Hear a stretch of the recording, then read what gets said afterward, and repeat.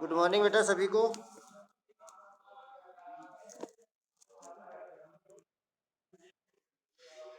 Start करें।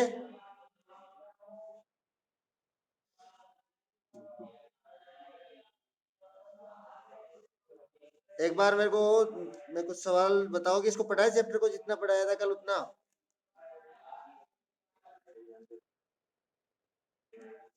क्या पढ़ाऊं? मैं तो आपसे पूछ रहा हूँ ना, जितना पढ़ाया था वो पढ़ाया गया एक पैराग्राफ ही तो पढ़ाया है, वो नहीं पढ़ा आपने? तो वो उसी से संबंधित कुछ सवाल है, वो उसका जवाब आपको देने हैं। भारत के कितने राज्य में द्विसदनात्मक विधानमंडल स्थित है? भारत के ऐसे कितने राज्य हैं जिनमें दो सदनों वाला विधानमंडल कार्य करता है? ओके। नाम बताएगा? कौन बताएगा नाम? हाँ बेटा बताओ।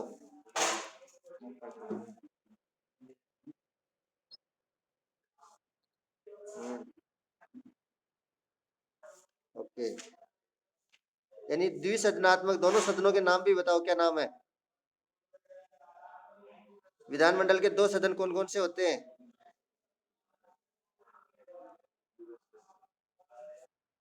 हाँ बताओ। विधानसभा और विधान परिषद।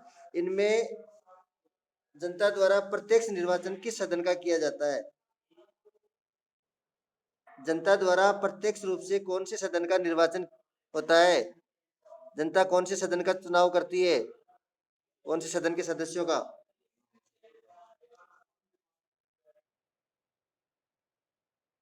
विधानसभा का करती है, विधान परिषद का करती है जनता? विधानमंडल अलग चीज है बेटा। विधानमंडल के दो सदन है, विधान परिषद और विधानसभा। तो एक का चुनाव जनता द्वारा किया जाता है प्रत्यक्ष रूप से। विधानसभा, वेरी गुड। और विधान परिषद जो है उसका निर्वाचन जनता के प्रतिनिधियों द्वारा किया जाता है। ये चीज अपन ने इसमें देखी थी कि दो सदन वाले बहुत सारे ऐसे राज्य, 7 ऐसे राज्य हैं जिनमें दो सदन है और बाकी राज्यों में केवल एक ही सदन है।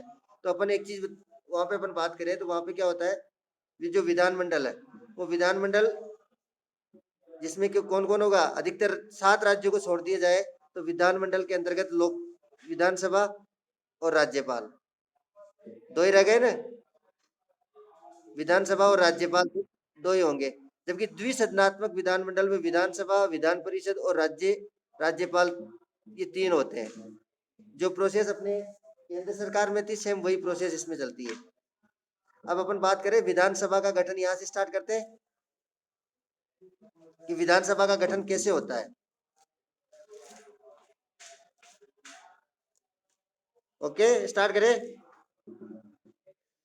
तो अब द्विसदनात्मक विधानमंडल होता है, जैसे अपन बोलते हैं संसद, संसद को व्यवस्थापिका कहते हैं ना। ये राज्य व्यवस्थापिका है। राज्य व्यवस्थापिका को विधानमंडल कहा जाता है। रा- केंद्रीय व्यवस्थापिका को हम संसद बोलते हैं ना। तो केंद्रीय व्यवस्थापिका को हम संसद बोलते हैं कि नहीं बोलते? तो यहाँ पे राज्य व्यवस्थापिका जो है, सरकार के 3 अंग होते हैं, कार्यपालिका, व्यवस्थापिका और न्यायपालिका। तो अपन जो बात कर रहे हैं व्यवस्थापिका की कर रहे हैं, तो ये राज्य व्यवस्थापिका है और उसका कहा जाता है विधानमंडल। राज्य व्यवस्थापिका के 2 सदन होते हैं। अब ये 2 सदन सभी राज्यों में नहीं होते, केवल 7 राज्यों में 2 सदन और बाकी राज्यों में केवल एक सदनात्मक विधानमंडल है हमारे।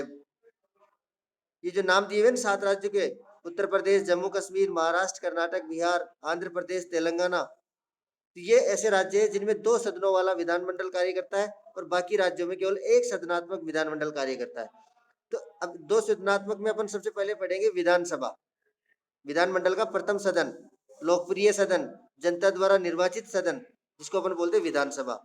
अब विधानसभा सदस्य के लिए वही योग्यता क्या होगी जो लोकसभा सदस्य के लिए होती है। लोकसभा का जो सदस्य चुना जाता है ना, सेम वही योग्यता इसके लिए होती है।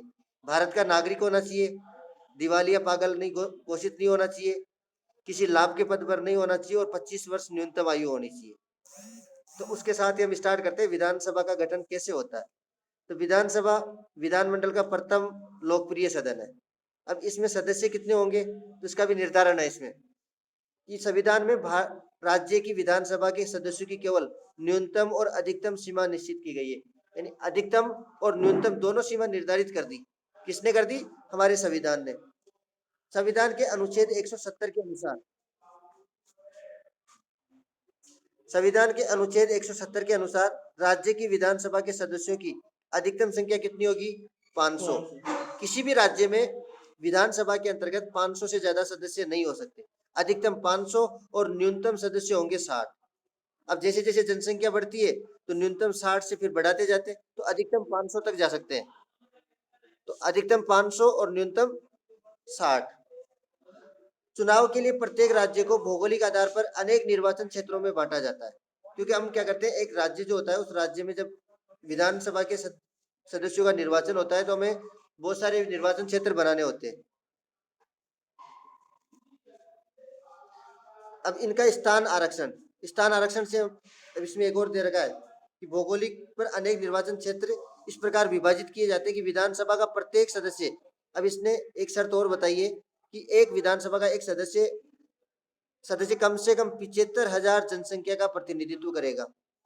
अब जनसंख्या के आधार पर कर दिया कि 75,000 जनसंख्या। अब मान लो कोई भी क्षेत्र है, तो ये क्षेत्र है, अब यहाँ पे एक डिस्ट्रिक्ट है। अब इस डिस्ट्रिक्ट में अगर मान लो एक ही डिस्ट्रिक्ट में 3 विधानसभा क्षेत्र है, तो एक इसकी टोटल आबादी कितनी हो गई? 75,000 इंटू 3। ये तो कम से कम होनी चाहिए, अधिकतम ज्यादा हो सकती है। तो अगर इससे 4 गुना हो जाती है तो यहाँ पर कितनी सीटें हो जाएगी? 4 सीट हो जाएगी। तो जनसंख्या जैसे जैसे जनसंख्या बढ़ती जाएगी, विधानसभा के निर्वाचन क्षेत्र भी बढ़ते चले जाएंगे। तो इसी आधार पर 75,000 व्यक्तियों पर एक प्रतिनिधि चुना जाएगा। स्थान आरक्षण में ये दिया हुआ है कि राज्यों की विधानसभाओं में अनुसूचित जातियों और जनजातियों के लिए स्थानों के आरक्षण की व्यवस्था है। यानी दो ऐसे एससी और एसटी दोनों के लिए इसमें सीटें रिजर्व है। जैसे अपने राजस्थान में बात करें कि राजस्थान में कुल 200 सीट है, विधानसभा में कुल कितनी सीटें हैं? 200। और लोकसभा के लिए यहाँ से कितने सदस्य चुने जाते हैं? राजस्थान से लोकसभा के लिए कितने सदस्य चुनकर जाते हैं? 25। राज्यसभा के लिए कितने चुन के जाते हैं? राज्यसभा के लिए 10, लोकसभा के लिए 25 और विधानसभा में हमारी यहाँ पे 200 सीटें हैं। अब ये 200 सदस्यों का जब निर्वाचन होता है तो इसमें क्या होता है, एससी और एसटी इनके लिए सीटें रिजर्व होती है कि इतनी सीटों पर तो इतने वही कैंडिडेट, एससी और एसटी के कैंडिडेट ही चुने जाएंगे, तो उसको बोलते हैं आरक्षण। राज्यों की विधानसभाओं में अनुसूचित जाति और जनजातियों के लिए स्थानों के आरक्षण की व्यवस्था कौन से संविधान में? 95वें संविधान संशोधन 2009 में हुआ था। तब इसमें ये संशोधन किया गया के अनुसार जनवरी 2020 ईस्वी तक, यानी कब तक?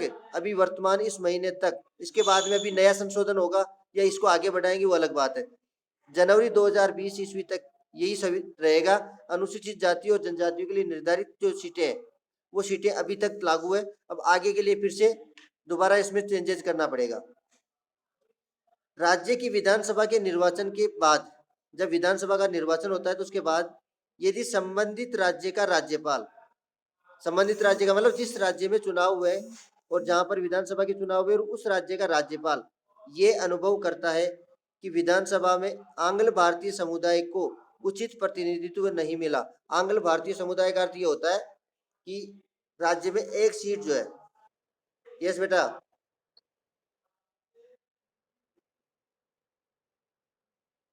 बेटा एसटी और एससी का नाम नहीं सुना?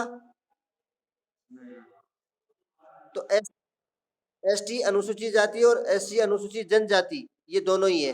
तो एसटी में तो भील और मीण आते हैं और एससी के अंदर बाकी की सारी जो बहुत सारी जातियां आती है इसमें, एससी में सारे आते हैं इसमें। और ओबीसी, ओबीसी में भी बहुत आते हैं, फिर जनरल आ गई। तो ये है, तो इसमें एससी और एसटी के लिए व्यवस्था की गई है स्थान आरक्षण की।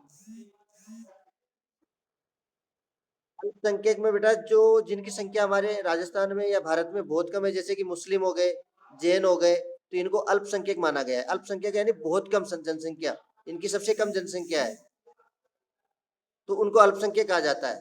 अभी अपन बात करें भारत में जैन और मुस्लिमों को अल्पसंख्यक माना है, उसी प्रकार पाकिस्तान में हिंदुओं को अल्पसंख्यक माना गया है कि वहां पर क्या है, मुस्लिम आबादी, मुस्लिम बाहुल्य क्षेत्र है। तो वहां पर अल्पसंख्या में हिंदू है, इसलिए वहां की जो अल्पसंख्यक जाति होगी वो कौन सी होगी? हिंदू। तो हिंदू क्या है? वहां पर अल्पसंख्यक है। हिंदू हो गए, सिख हो गए, इनको अल्पसंख्यक मानना है पाकिस्तान में। तो भारत में जैन और मुस्लिमों को अल्पसंख्यक की श्रेणी में माना जाता है। अब नेक्स्ट आगे देखो कि राज्य की विधानसभा के निर्वाचन के बाद यदि संबंधित राज्य का राज्यपाल, उस राज्य का जिसमें चुनाव हुए उस राज्य का राज्यपाल,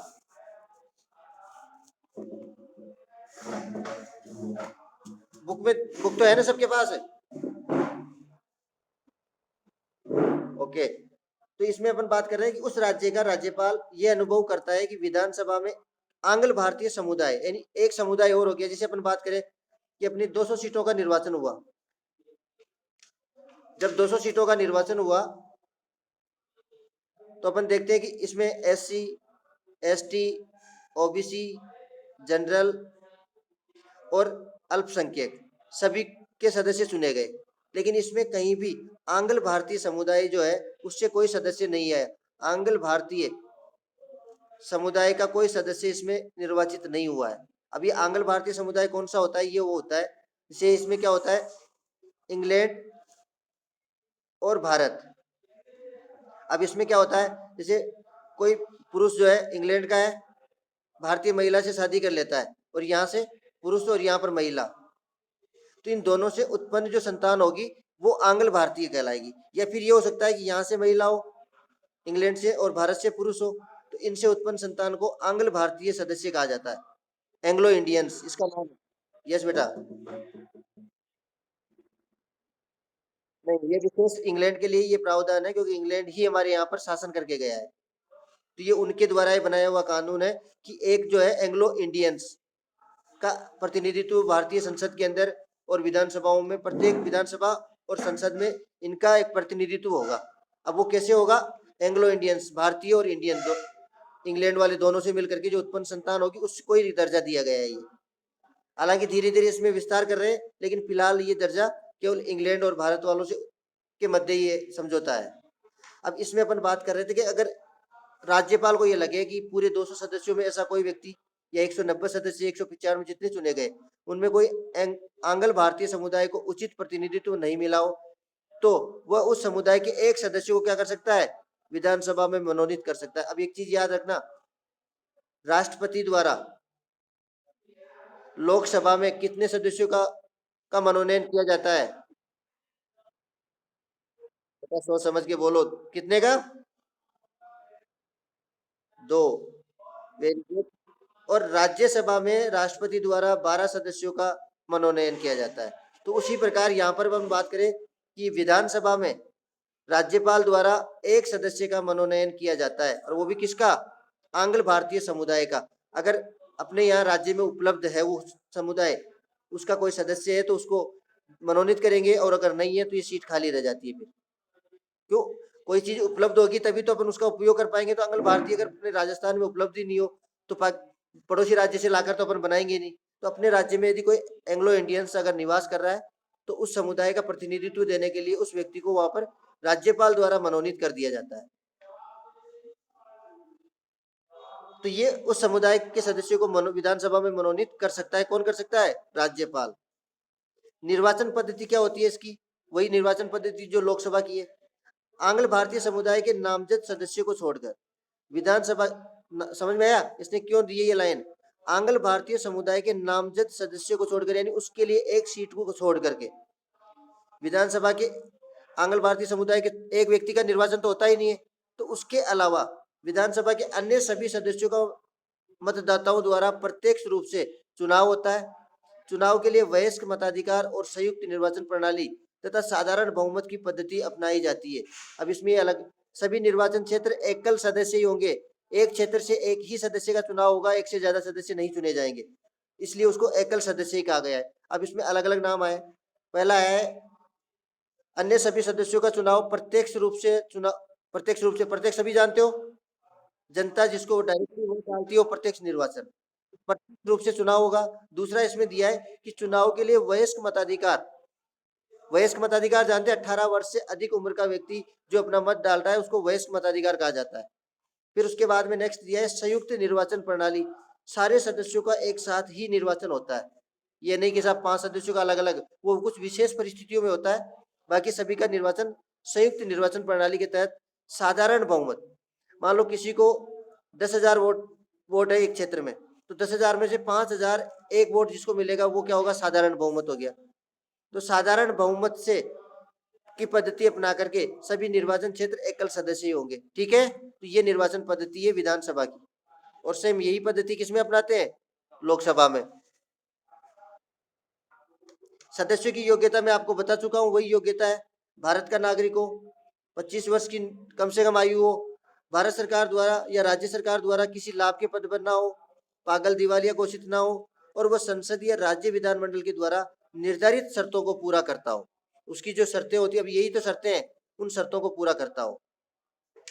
सदस्यों की सदस्यता का अंत, अब एक सदस्य जो होता है उसको उस पद से कब हटाया जा सकता है, उसकी सदस्यता से कब निरस्त किया जा सकता है। तो विधानमंडल में के दोनों सदनों की सदस्यता का अंत कौन सी परिस्थितियों में होगा, ये निम्न परिस्थितियों में होगा। पहली, मान लो कोई व्यक्ति 200 सदस्यों में निर्वाचित हो गया, लेकिन उसकी सदस्यता कब नष्ट हो सकती है, तो वो कब होगी, कोई भी व्यक्ति यदि राज्य विधानमंडल के दोनों सदनों का सदस्य निर्वाचित हो जाता है, जैसे विधानसभा में और विधान परिषद दोनों सदनों में निर्वाचित हो गया, तो उसको एक सदन छोड़ना पड़ेगा, एक की सदस्यता त्यागनी पड़ेगी। तो उस कंडीशन में तो उसे एक सदन का उसे क्या करना पड़ेगा, त्याग पत्र देना होगा। इसी प्रकार कोई भी व्यक्ति राज्य के विधानमंडल और संसद, समझ में आ गया, विधानमंडल का सदस्य भी है यानी विधायक भी है और सांसद भी है, तो उसको एक पद छोड़ना पड़ेगा। विधायक का छोड़ो या सांसद का छोड़ो, तो दोनों का एक साथ सदस्य नहीं रह सकता, दोनों का एक साथ सदस्य नहीं रह सकता। तो उसमें से एक, अगर मान लो किसी का निर्वाचन विधायक में हो गया, एमएलए में हो गया विधानसभा में, और बाद में उसको राष्ट्रपति ने क्या किया, संसद का सदस्य मनोनीत कर दिया उसी व्यक्ति को, तो ये क्या बन गया, सांसद। अब इस कंडीशन में इसको या तो ये छोड़ना पड़ेगा या फिर इसके लिए अस्वीकार, तो इसको छोड़ेगा तब ये माना जाएगा। तो अधिकतर व्यक्ति क्या होता है, बड़े पद को ही धारण करते हैं, और इसका एग्जाम्पल अपने राजस्थान में सबसे बड़ा एग्जाम्पल हनुमान बेनीवाल, जो नागौर खेवसर से पहले विधायक था, और उसको जब राज्यसभा का सदस्य मनोनीत किया गया, तो उसकी ये जो विधायक वाली सीट थी, इस पर दोबारा इलेक्शन होंगे, यानी 6 महीने के अंदर अंदर वो सीट भरनी होती है। यदि कोई व्यक्ति विधायक बनता है, विधानसभा का सदस्य बनता है, और उसको संसद का सदस्य बना दिया जाता है, तो वो पद उसका खाली हो जाता है, और 6 महीने के अंदर अंदर उस पद पर दोबारा री इलेक्शन करवाने जरूरी होते हैं। दूसरा, पहली शर्त ये हो गई। दूसरी शर्त, कोई भी सदस्य यदि विधानमंडल के संबंधित सदन की बैठक में सदन की आज्ञा के बिना लगातार 60 दिन अनुपस्थित रहता है, तो उसको सदस्यता से त्याग, यानी ऑटोमेटिक वो सदस्यता समाप्त हो जाती है। कब, सदन की बैठकों से लगातार 60 दिन अनुपस्थित रहने पर। 2 महीने, वो भी कब, सदन की आज्ञा के बिना, सदन को बिना सूचना दिए अगर वो 60 दिन अनुपस्थित रहता है, तो उसकी सदस्यता निरस्त हो जाती है। तीसरा है, यदि किसी सदन का सदस्य हो चुकने के बाद उसमें सदस्यता के लिए निर्धारित योग्यता नहीं रह जाती। मान लो अपन बात करें कि कोई व्यक्ति सदन का सदस्य निर्वाचित तो हो गया, लेकिन बाद में उसकी क्या है, अयोग्य साबित हो गया। वो अयोग्य कैसे, दिवालिया पागल घोषित हो गया, या भारत का नागरिक, वो तो होता ही होता है। तो ये इनमें से कोई भी योग्यता अगर उसमें नहीं रहती है, तो उससे कोई निर्धारित अयोग्यता पैदा हो जाती है, तो उस कंडीशन में वो निरस्त, सदस्यता उसकी निरस्त हो जाती है। तो 3 ऐसे कारण होते हैं जिसकी वजह से उसको अपनी सदस्यता से हाथ धोना पड़ता है, या उसको अपनी सदस्यता खोनी पड़ती है। तीनों आगे समझ में बेटा?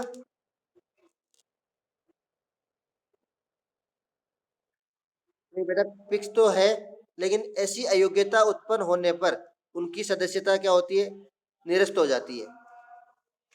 फिक्स तो है ना, जब तक विधानसभा रहेगी तब तक वो सदस्य रहेंगे। लगातार अनुपस्थित रहता है तो विधानसभा क्या कर सकती है, विधानसभा अध्यक्ष उसको विधानसभा की सदस्यता उसकी निरस्त कर देता है। ये 3 ऐसे कारण है जिसमें उसकी सदस्यता जाने का खतरा रहता है, बाकी वो सदस्य बना रहता है जब तक विधानसभा चलेगी तब तक। कोई व्यक्ति पार्टी छोड़ भी देता है तब भी वो सदस्य बना रहता है। कार्यकाल अपने को सबको पता है कि राज्य विधानसभा का कार्यकाल 5 वर्ष होता है अधिकतम। राज्यपाल द्वारा इसे समय से पूर्व भी भंग किया जा सकता है। अब एक चीज ये बताना पहले कि देश में अपने लोकसभा जो होती थी, तो लोकसभा को किसके कहने पर और कौन भंग करता था? प्रधानमंत्री के कहने पर राष्ट्रपति भंग करता था। यहाँ पर किसके कहने पर, मुख्यमंत्री के कहने पर कौन भंग करेगा? राज्यपाल। सेम वही प्रोसेस है। राज्यपाल द्वारा इसे समय से पूर्व भी भंग किया जा सकता है, परंतु यदि संकट काल की घोषणा परिवर्तन में हो यानी लगातार उस समय हो, तो संसद विधि द्वारा विधानसभा का कार्यकाल बढ़ाया भी जा सकता है। यानी कोई ऐसी आपातकालीन स्थिति आ जाए और बीच में अपनी विधानसभा की उस समय कार्यकाल पूरा हो रहा हो, तो उसको कुछ समय के लिए बढ़ाया जा सकता है। कब? जो एक बार में कितने समय के लिए बढ़ा सकते हैं? 1 वर्ष के लिए, उससे ज्यादा नहीं बढ़ा सकते। फिर अगर जरूरत पड़ी तो और बढ़ा सकते हैं, लेकिन एक बार में 1 वर्ष के लिए उसको बढ़ाया जा सकता है, उसके कार्यकाल को। किसी भी अवस्था में संकट काल की घोषणा जैसे समाप्त होगी। आज अपने कोई संकट आया, जैसे भी वर्तमान में आया, और इस दौरान अगर अपने इलेक्शनों की बढ़ाना चाहते तो बढ़ा सकते थे, लेकिन बढ़ाने के बाद संकट काल समाप्त होने के 6 माह के भीतर से ज्यादा अपन उसको लागू नहीं रख। मान लो संकट काल समाप्त हुआ, 1 वर्ष के लिए उसको बढ़ाया, और 1 वर्ष के बाद में 8 महीने बाद हमारे वो संकट जो था वो समाप्त हो गया, तो 8 के बाद में 6 महीने और निकाल सकते हैं मैक्सिमम। 6 महीने और निकाल सकते हैं। 6 महीने के अंदर अंदर दोबारा से क्या करना पड़ेगा? इलेक्शन करवाने पड़ेंगे। तो 6 माह बाद की अवधि से अधिक नहीं हो सकता। किसके? संकट काल की समाप्ति के। अब इसमें पदाधिकारियों की बात करें कि विधानसभा में पदाधिकारी कौन होते हैं, वही चीज है। प्रत्येक राज्य की विधानसभा के 2 मुख्य पदाधिकारी होंगे, अध्यक्ष और उपाध्यक्ष। यानी क्या हो गया? स्पीकर और डिप्टी स्पीकर। वहां पर जैसे अपने लोकसभा में होता है लोकसभा अध्यक्ष और उपाध्यक्ष, उसी प्रकार यहाँ पर भी अध्यक्ष और उपाध्यक्ष होगा विधानसभा में। इन दोनों का चुनाव किसके द्वारा किया जाएगा? विधानसभा के सदस्य अपने सदस्यों में से ही इनका चुनाव करते हैं। इनका कार्यकाल विधानसभा के कार्यकाल तक होता है। इनके बीच अध्यक्ष अपना त्यागपत्र उपाध्यक्ष को और उपाध्यक्ष अपना त्यागपत्र अध्यक्ष को, यानी अगर वो पद छोड़ना चाहते हैं तो अध्यक्ष उपाध्यक्ष को त्यागपत्र देता है और उपाध्यक्ष अध्यक्ष को त्यागपत्र देता है।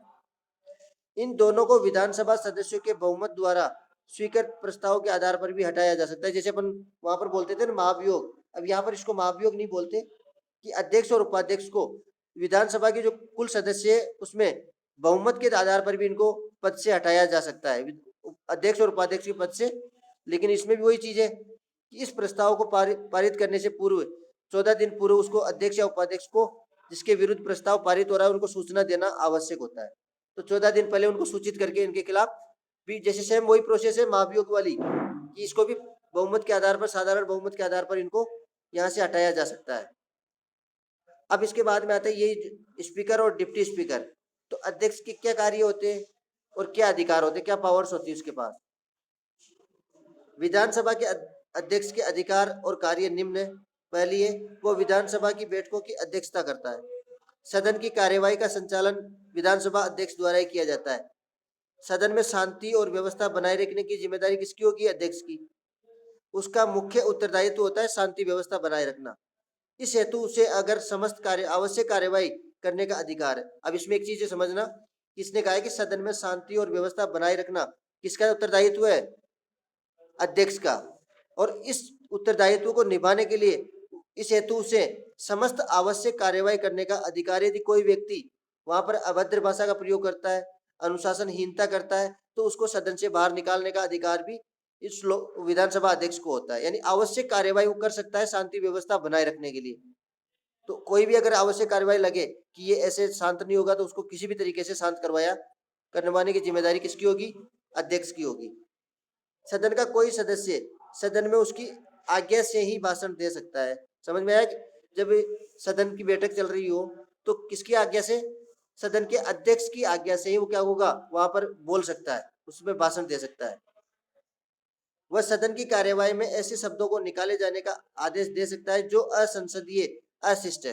यानी कोई व्यक्ति अपना प्रारूप तैयार करके लाता है संसद में अपना भाषण देने के लिए, लेकिन उस भाषण को पहले देखता है और उसको लगता है कि इसमें इन शब्दों को हटाना चाहिए, तो उन शब्दों को वो हटवा सकता है। ये अधिकार भी उसको प्राप्त है। सदन की कार्यवाही में ऐसे शब्दों को वो निकलवा सकता है जो असंसदीय लगे और अशिष्ट लगे। सदन के नेता के परामर्श से, सदन का नेता कौन होता है, कौन बताएगा? चलो इसका आंसर दो देगा जल्दी से। नहीं बेटा रुको, और कौन कौन जुड़ा हुआ है?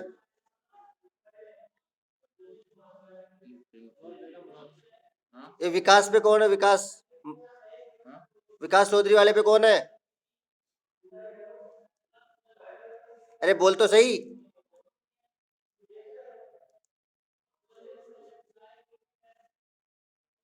राम अवतार वाले पे कौन है?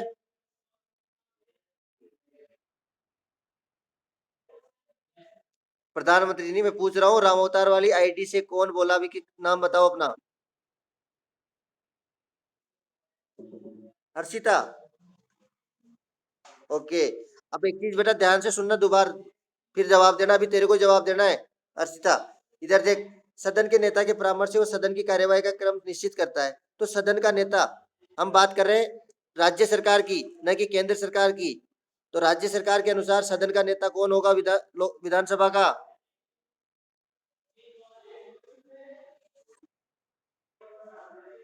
फिर लोकसभा में क्यों पहुंच गए बेटा? हम तो, मैं बोल रहा हूँ आपको कि हम बात कर रहे हैं राज्य की, राज्य की बात कर रहे हैं।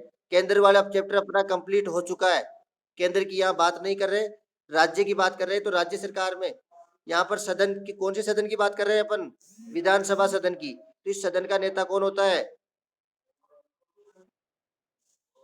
किसने दिया जवाब बेटा?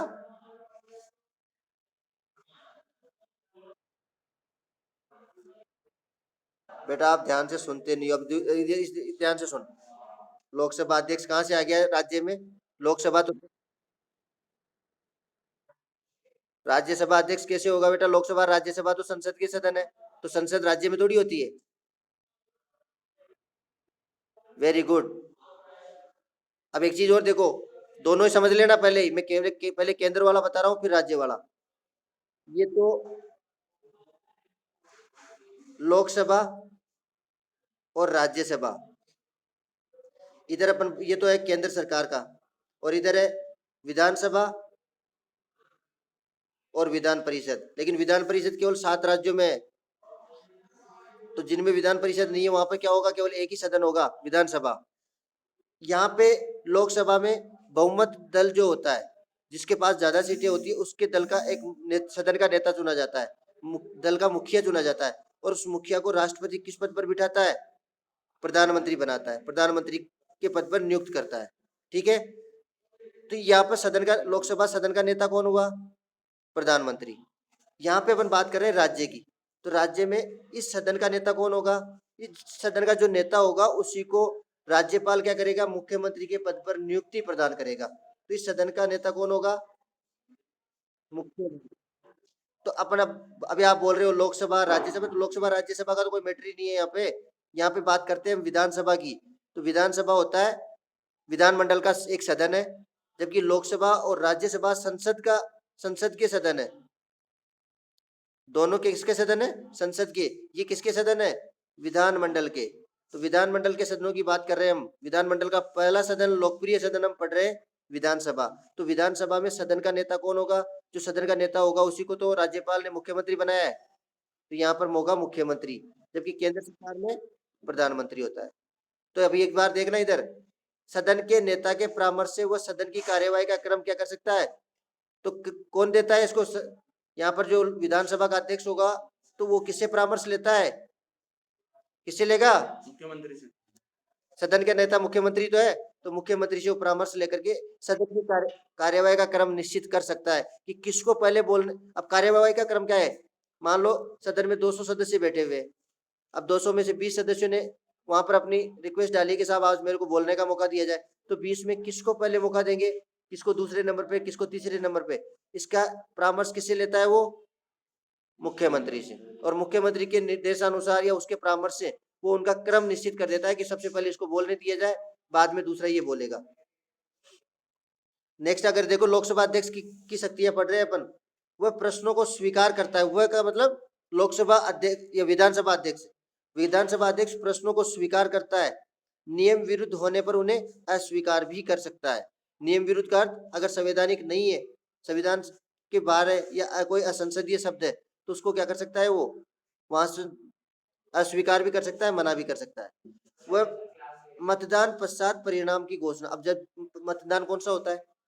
जब विधानसभा के अंतर्गत किसी भी प्रकार का मतदान होता है, जैसे मान लो 200 सदस्य और किसी विषय को लेकर इनके मतदान हुआ, और किसी को 120 मिले, किसी को 80 मिले, तो इसकी घोषणा भी कौन करता है कि साहब इस विषय को 120 तो इसके पक्ष में और 80 इसके विपक्ष में। तो ये सारी घोषणा किसके द्वारा की जाती है? विधानसभा अध्यक्ष द्वारा। सामान्य परिस्थिति में वह सदन में मतदान में भाग नहीं लेता है।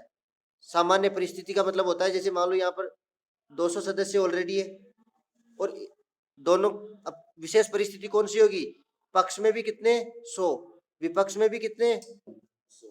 तो ये एक विशेष परिस्थिति होती है। सामान्य परिस्थिति मान लो यहाँ 101 आ रहे हैं, यहाँ 99 आ रहे हैं, 101 पक्ष में 99 विपक्ष में, तो यहाँ पर किसी की आवश्यकता नहीं होती। लेकिन ये विशेष परिस्थिति होती है कि पक्ष में भी 100 है और विपक्ष में भी 100 है। अब इसको वोट डालने का अधिकार होता है कुछ विशेष परिस्थितियों में। अब ये जिसको वोट डालेगा वही कानून, अगर ये विपक्ष में डालता है तो कानून बन जाएगा और विपक्ष में डालता है तो वो निरस्त हो जाएगा। तो ये इसने यही कहा है कि सामान्य परिस्थिति में वो सदन में मतदान में भाग नहीं लेता है, लेकिन यदि किसी प्रश्न पर पक्ष और विपक्ष में बराबर मत आए तो वह निर्णायक मत होगा ही होगा कि दोनों के पास 100-100 है। अब जिसको लोकसभा अध्यक्ष वोट करेगा वही क्या होगा? वहां पर उसी के पक्ष में सारा फैसला जाएगा। नेक्स्ट है, कोई विधेयक धन विधेयक है अथवा नहीं, इसका निर्णय अध्यक्ष द्वारा ही किया जाता है। आपको याद हो तो लोकसभा में भी बजट से संबंधित, धन से संबंधित कोई विधेयक पारित होता है तो वो धन विधेयक है कि नहीं है, तो उसका फैसला लोकसभा अध्यक्ष करता था। यहाँ पे कौन करता है? विधानसभा अध्यक्ष। यहाँ पर भी विधेयक का अर्थ होता है कानून, कि ये कानून धन से संबंधित है कि नहीं है, तो इसका फैसला अध्यक्ष ही करता है। दल बदल संबंधी याचिकाओं का निर्णय भी इसके द्वारा ही किया जाता है। ये 200 सदस्य, अब 200 सदस्य एक ही पार्टी के तो है नहीं, अलग अलग पार्टियों के। जैसे अपन बात करें इन 200 सदस्यों में, पिछली बार की बात करें 163 या अभी 101 तो एक को सीटें मिली, 70 एक को मिली और बाकी की कितने हो गए? 29 निर्दलीयों को मिल गई। ये अलग अलग पार्टियां हैं। ये कांग्रेस हो गई, ये भाजपा, ये कांग्रेस और ये भाजपा हो गई। अभी वर्तमान की परिस्थिति की अपन बात करें, अब इसमें से कोई व्यक्ति इस दल से इधर जाना चाहता है या इसमें से इधर जाना चाहता है तो दल बदल संबंधी याचिकाओं पर निर्णय कौन करता है? ये विधानसभा अध्यक्ष ही करता है। इसके इस पार्टी को छोड़कर इसने दूसरी पार्टी ज्वाइन की तो उसकी याचिका का निर्णय इसके द्वारा ही किया जाता है। अध्यक्ष की अनुपस्थिति में इन सभी कार्यों का संपादन कौन करता है? कौन करेगा? अध्यक्ष की अनुपस्थिति में, तो अपन यहाँ पे अभी इसमें देखो अध्यक्ष और उपाध्यक्ष दोनों थे, लेकिन अध्यक्ष की जो कार्य है वही कार्य उपाध्यक्ष करता है। कब? अध्यक्ष की अनुपस्थिति में। तो इसलिए इसका अलग से कोई काम नहीं होता, केवल इसकी अनुपस्थिति में वो कार्य करता है। तो ये अपना एक सदन कंप्लीट हो गया, कौन सा? विधानसभा। अब नेक्स्ट सदन जो है विधान परिषद। इसको और ढंग से पढ़ना और इसको पढ़ के आना कल। अरे ऐसे कंफ्यूज मत होया करो, ये कंफ्यूजन ही क्या करता है सबसे ज्यादा अपने को एग्जाम में यही लेके बैठता है कि आप क्या करते हो, क्वेश्चन पूछा है राज्य का और आप पहुंच जाते हो केंद्र सरकार में। तो ऐसा नहीं करना है, इसको क्लियर रखना है कि राज्य के नाम पूरे क्लियर याद होने चाहिए और केंद्र वाले नाम भी पूरे याद होने चाहिए। अब मैं एक बार और याद करवा देता हूँ आपको कि राज्य और केंद्र के नाम कौन कौन से होते हैं। केंद्र सरकार के अंग, केंद्र सरकार के 3 अंग होते हैं, कार्यपालिका, व्यवस्थापिका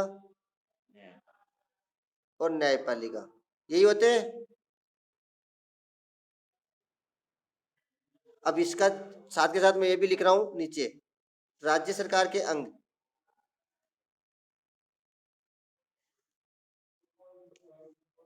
राज्य सरकार के अंग जो यहाँ पर भी वही सेम, कार्यपालिका, व्यवस्थापिका और न्यायपालिका। एक ये बताओ इसमें कोई अंतर है क्या दोनों में? इन दोनों में कोई अंतर है क्या? दोनों में सेम? अरे कोई अंतर लगा क्या आपको? ये देखो, केंद्र सरकार में कार्यपालिका, व्यवस्थापिका और न्यायपालिका, राज्य सरकार में कार्यपालिका, व्यवस्थापिका और न्यायपालिका, सेम ही है दोनों में। अब अंतर क्या होता है? केंद्रीय व्यवस्थापिका का दूसरा नाम संसद, राज्य व्यवस्थापिका का दूसरा नाम विधानमंडल। ठीक है, याद रह जाएगा। तो विधानमंडल किसको कहेंगे? राज्य व्यवस्थापिका को। संसद किसे कहेंगे? केंद्रीय व्यवस्थापिका को। इसके 2 भाग होते हैं, इसको दो पार्टों में विभाजित करते हैं, लोकसभा और राज्यसभा। याद रह जाएंगे, संसद के दो सदन, केंद्रीय व्यवस्थापिका के। यस बेटा, बेटा अभी देखते जा, अभी देखो तो सही, भी पहुंचा ही नहीं वहां, इतना आगे मत पहुंचो आप। इसके दो सदन होते हैं संसद के, राज्यसभा और लोकसभा। इस व्यवस्थापिका है, राज्य व्यवस्थापिका जिसको विधानमंडल बोलते हैं, इसके भी दो सदन होते हैं, विधानसभा और विधान परिषद। यहां तक याद रह जाएगा। अब इनके इस संसद के द्वारा जो कानून बनाया जाता है, उस कानून को अप्रूव करने के लिए इसका तीसरा जो सदस्य होगा, तीसरा जो पार्ट होगा, वो कौन होगा? राष्ट्रपति। और ये राष्ट्रपति कार्यपालिका का भी पार्ट होता है। तो राष्ट्रपति दोनों जगह होता है, संसद का पार्ट, सदस्य भी संसद का पार्ट भी होता है और कार्यपालिका का भी होता है। यहाँ पर कौन होगा? राष्ट्रपति। अब इसमें देखो, विधानसभा और विधान परिषद द्वारा जो कानून बनाए जाएंगे, तो उसका अप्रूवल किसके द्वारा? राज्यपाल। तो राज्यपाल विधानमंडल का सदस्य हो गया और कार्यपालिका में भी इसका सदस्य भी हो गया। अरे कोई अंतर है क्या दोनों में? विधानमंडल में जो केंद्रीय व्यवस्थापिका, और इसमें केवल नाम अलग है, बाकी सारी प्रोसेस सेम है। यहाँ पर तीन, यहाँ राष्ट्रपति बोलते हैं या राज्यपाल बोलते हैं, यहाँ लोकसभा राज्यसभा होती है, यहाँ पे विधानसभा और विधान परिषद होती है। अब देखो आगे, राष्ट्रपति के बाद में कौन आता था? प्रधानमंत्री। और प्रधानमंत्री के द्वारा किसका निर्माण किया जाता था? मंत्री परिषद। ठीक है, यहाँ पे राज्यपाल, तो राज्यपालिका। तो राज्यपाल के बाद में कौन आता है? मुख्यमंत्री। और मुख्यमंत्री किसका गठन करता है? मंत्री परिषद का। यहां तक किसी को कोई डाउट है? याद रह जाएगा ये डायग्राम। अब इसमें एक लास्ट वाला और देखो, केंद्रीय न्यायपालिका। इस केंद्रीय न्यायपालिका में आता है सर्वोच्च न्यायालय। सर्वोच्च न्यायालय, सर्वोच्च न्यायालय को सुप्रीम कोर्ट भी इसको कहते हैं, या फिर अपन इसका दूसरा नाम बताए, उच्चतम न्यायालय। उच्चतम न्यायालय भी इसी को कहा जाता है। तो केंद्रीय न्यायपालिका में कौन रहेगा? संपूर्ण देश के लिए एक सर्वोच्च न्यायालय होगा। पढ़ा था अपन ने, हमारा संविधान कहता है कि संपूर्ण देश के लिए सर्वोच्च न्यायालय होगा। ये अपन ने वहां पढ़ा था। तो यहाँ पे ये सर्वोच्च न्यायालय, जिसको उच्चतम न्यायालय भी कहा जाता है, सुप्रीम कोर्ट यही होता है। अब इसमें राज्य न्यायपालिका में चलते हैं। इस राज्य न्यायपालिका में होता है उच्च न्यायालय। यहाँ पे क्या था? उच्चतम न्यायालय। और यहाँ पे क्या है? उच्च न्यायालय। तो ये उच्च न्यायालय जो है, अब इसमें संविधान कहता है कि प्रत्येक राज्य में एक उच्च न्यायालय होगा, और ये किसके अधीन रहेगा? उच्चतम न्यायालय के अधीन। तो ये प्रत्येक राज्य में एक उच्च न्यायालय होगा, और इस उच्च न्यायालय के नीचे क्या आता है?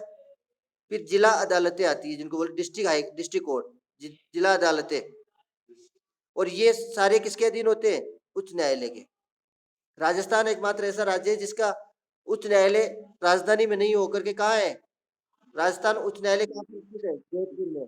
और जयपुर में क्या है? उसकी एक खंडपीठ है, एक ब्रांच जयपुर में है उसकी। जबकि अधिकतर राज्यों में जो उच्च न्यायालय होते हैं वो राजधानी क्षेत्र में ही होते हैं। एक चीज और ध्यान से सुनना, कि भारत में कुल 25 उच्च न्यायालय है भारत में, जबकि राज्य कितने हैं? 28 राज्य प्लस 9 केंद्र शासित प्रदेश। लेकिन हमारे भारत में कुल उच्च न्यायालय कितने? 25 उच्च न्यायालय है। अब ऐसा क्यों? क्योंकि हमारे यहाँ पे अब ये इस कौन कौन से राज्य, जैसे अपन बात करें इसमें कि 25 क्यों है, तो एक चीज तो यहीं पे देख लेना, चंडीगढ़, पंजाब, हरियाणा, तीनों का एक ही न्यायालय। कौन सा? चंडीगढ़ उच्च न्यायालय। तो 3 का 1 हो गया। फिर उसी प्रकार देखे कि एक है मुंबई उच्च न्यायालय। अब मुंबई उच्च न्यायालय महाराष्ट्र का है। उसके अलावा दमन दीव, दादर नागर हवेली, इन तीनों को मिलाकर के एक मुंबई उच्च न्यायालय स्थित है। तो इस कारण से क्या है, इसे छोटे छोटे क्षेत्रों को मिलाकर के कम कर दिए, इसलिए भारत में वर्तमान में 25 उच्च न्यायालय। और 25वां उच्च न्यायालय कहाँ पर बनाया गया? 25वां उच्च न्यायालय अभी अमरावती, आंध्र प्रदेश की जो नई कैपिटल होगी, उस अमरावती को 25वां उच्च न्यायालय बनाया गया। उससे पहले 24 थे, और आंध्र प्रदेश और जो तेलंगाना है पहले कंबाइंड थे, तब हैदराबाद उच्च न्यायालय था। अब हैदराबाद हो गया तेलंगाना का और अमरावती हो गया आंध्र प्रदेश का। याद रह जाएगा बेटा, ये चित्र है, ये इसमें मैंने इसमें दिखा दिया, तो आप इसको। हाँ बेटा,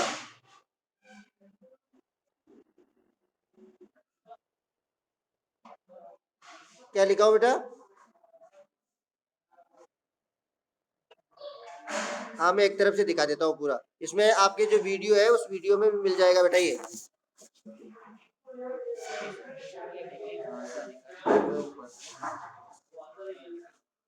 आप चाहो तो इसका स्क्रीनशॉट ले सकते हो, अभी ले लो स्क्रीनशॉट, ले लो। ले लिया?